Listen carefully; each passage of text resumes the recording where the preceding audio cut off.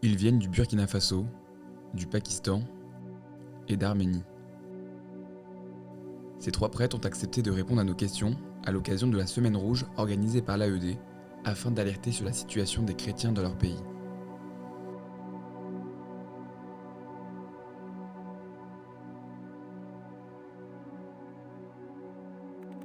Quelle est la situation des chrétiens dans votre pays ? Les chrétiens au Burkina Faso, nous sommes grosso modo 20-25% de la population, répartis sur 15 diocèses.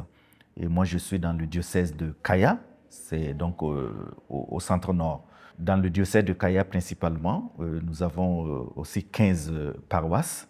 Et du fait de la situation sécuritaire, l'évêque a été obligé d'enfermer 8 sur les 15.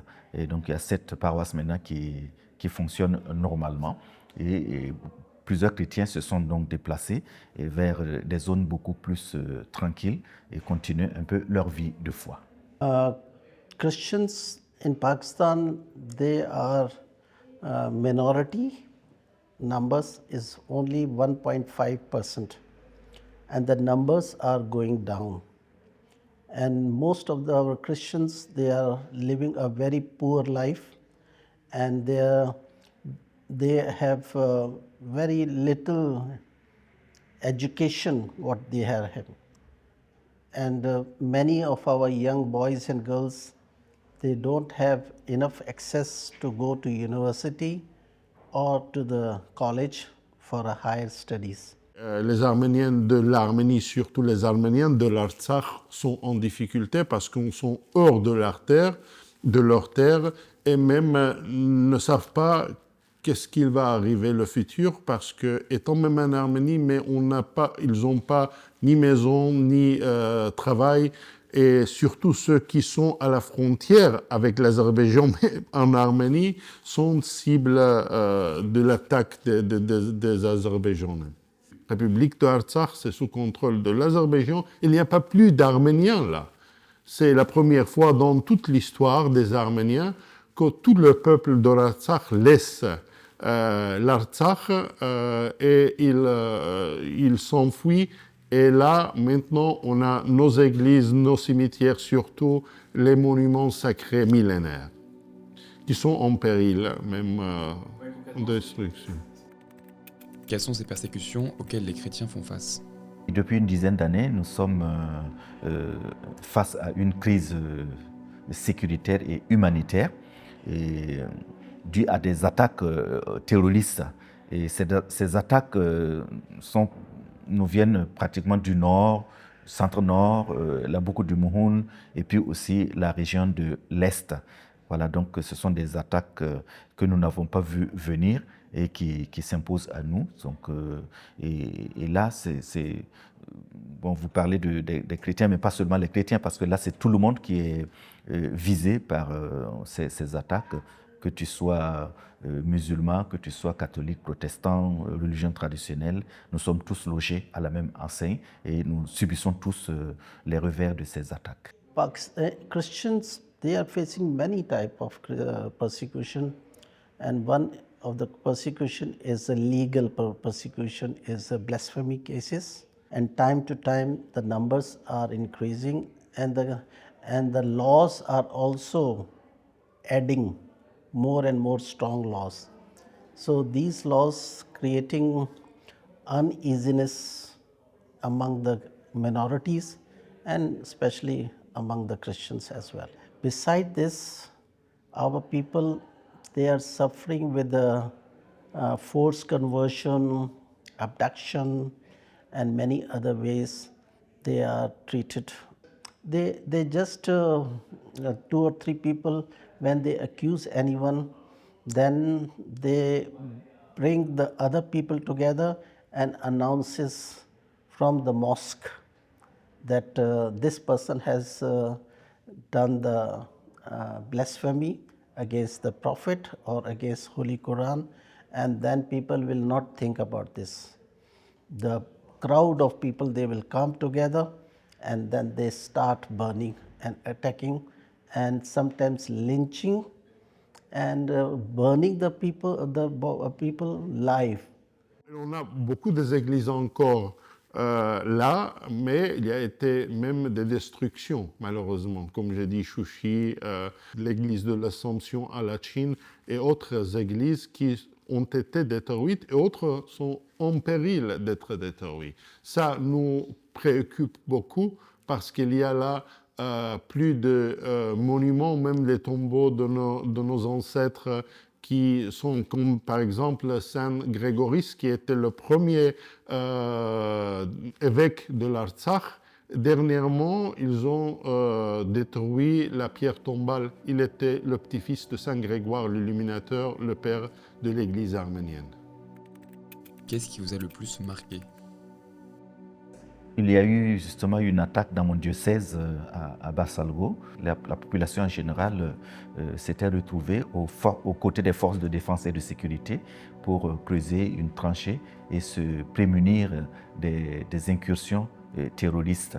Et c'est justement pendant qu'ils étaient sur les lieux qu'ils ont été surpris par ces barbares qui sont venus massacrer la population. Mais il faut dire que ce qui a précédé un peu ces attaques, il y a eu une très bonne collaboration entre les forces de défense et de sécurité qui sont appuyées par des volontaires pour la défense de la patrie, pour sécuriser un peu les villages et les zones. Mais lorsque vous êtes pris à dépourvu, eh bien, vous vous battez comme vous pouvez jusqu'à la dernière cartouche. Et c'est un peu, malheureusement, ce qui s'est passé. Recently was Jadamwala case. Jadamwala was a very bad incident took place, and more than 21 churches been burned, and more than 80 houses been burned, and people they vacate the houses and save their lives. And that was not limited only to that village, but other places and villages also. And the parish house, father's house, was completely burned. This incident is still very active in the mind of the people.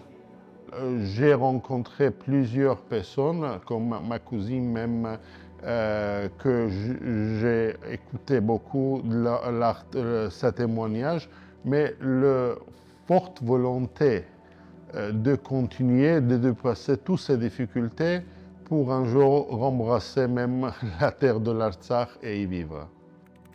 Comment les chrétiens vivent-ils ces persécutions? Évidemment, la peur modifie le quotidien de toutes ces populations, mais c'est dans cette peur, dans ces tourmentes que aussi nous trouvons les forces dans le Seigneur pour tenir et continuer à avancer. Of course, the Christian community was sad and feeling that this should not be happen. And many of the Muslim good people are many, they have come forward. They have given statement on the media that this should not be happen. C'est l'épreuve de leur foi, de leur vie, mais ils ont toujours l'espoir de rentrer à l'Artsakh. Malheureusement, il y a même des personnes qui ont laissé l'Arménie, ils sont émigrés à l'étranger, mais il y a toujours, pas seulement dans leur espoir, mais dans l'espoir du peuple arménien qu'on aura de nouveau l'Artsakh un jour. Pourquoi est-il important pour vous aujourd'hui d'alerter sur cette situation? Ce qui est important pour nous, c'est d'abord remercier l'AED qui a eu l'initiative de nous inviter pour donner une bonne information à ceux qui nous reçoivent, à ceux qui nous écoutent. Parce que, vous voyez, lorsque tu te retrouves en difficulté, tu te tournes à droite ou à gauche pour avoir un soutien.